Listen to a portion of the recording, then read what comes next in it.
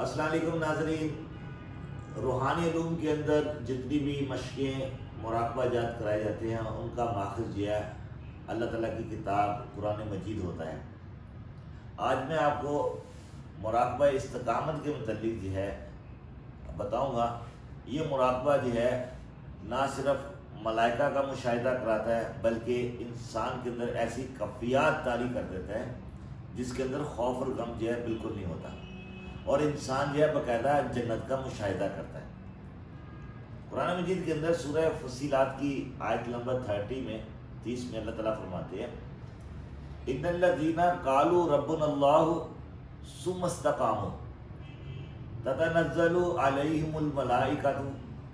الا تخافوا ولا تحزنوا وابشروا بالجنۃ التی کنتم توعدون۔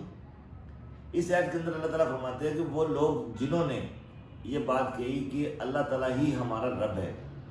اور پھر اس کے اوپر قائم ہو گئے، تو ان کے اوپر جو ہے ہم فرشتے نازل کرتے ہیں جو ان کو خوف اور غم سے آزاد ہونے کی خوشخبری دیتے ہیں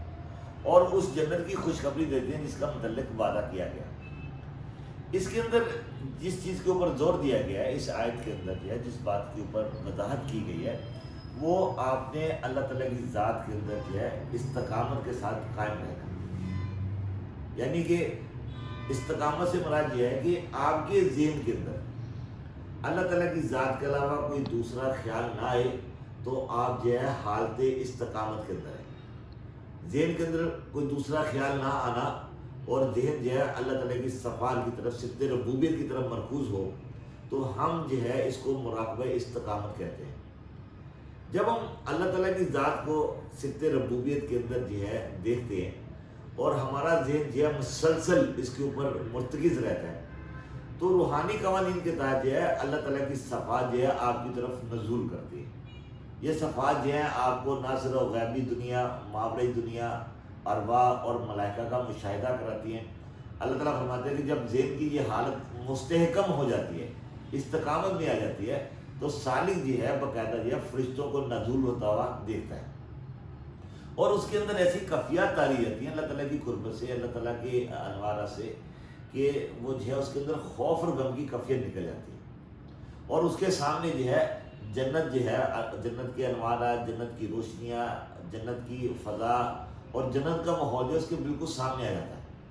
چونکہ اللہ تعالیٰ نے یہ وعدہ فرمایا ہوا کہ کوئی انسان اگر اللہ تعالیٰ کی ذات کی طرف متوجہ ہوتا ہے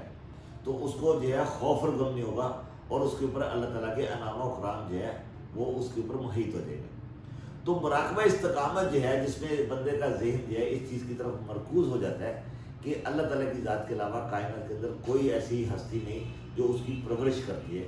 ذہن کے اندر اس کا استقامت ہونا، مستحکم ہونا اور جو ہے استقامت کے ساتھ مرتکز رہنا جو ہے بندے کو ماورائی دنیا کے اندر داخل کر دیتا ہے۔ اللہ تعالیٰ آپ کو خوش رکھے، آپ یہ مراقبہ کریں، مراقبے کے اندر اللہ تعالیٰ کی صفت ربوبیت کے علاوہ آپ کے ذہن کے اندر کوئی خیال نہ آئے تو انشاءاللہ جو ہے آپ کے سامنے غیبی علوم اور غیبی مخلوق جو ہے وہ خود بخود آنا شروع ہو جاتی ہے۔ آپ میرے لیے دعا کیجیے گا، اللہ تعالیٰ آپ سب کو خوش رکھے۔